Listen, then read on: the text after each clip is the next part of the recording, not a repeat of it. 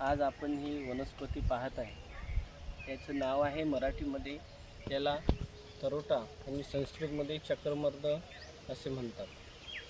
साधारणपणे संपूर्ण भारतवर्षात हे आढळून येते, परंतु विदर्भीय भागामध्ये आपल्या प्रांतात ही विशिष्ट चांगल्या प्रकारे आढळून येते.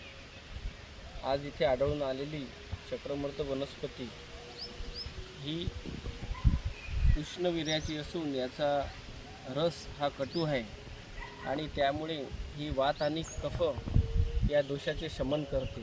तसेच आयुर्वेदामध्ये वर्णन केल्याप्रमाणे शरीरामधील कुष्ठघ्न, कृमिघ्न आणि कंडुघ्न म्हणून काम करते.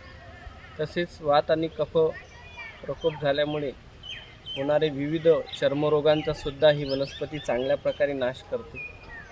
विशेष म्हणजे आयुर्वेदामध्ये याला दद्रुघ्न असे म्हटलेले आहे. तसेच रक्तशोधकसुद्धा हे चांगल्या प्रकारे काम करते. या वनस्पतीचे पंचांगसुद्धा उपयुक्त आहेत.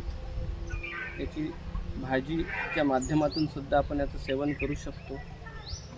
खाण्यामध्ये चवीमध्ये थोडीशी कडवट अशी ही भाजी आपल्याला लागते आणि ही संपूर्ण रक्तशुद्धक आणि रक्तसारक अशी वनस्पती आहे.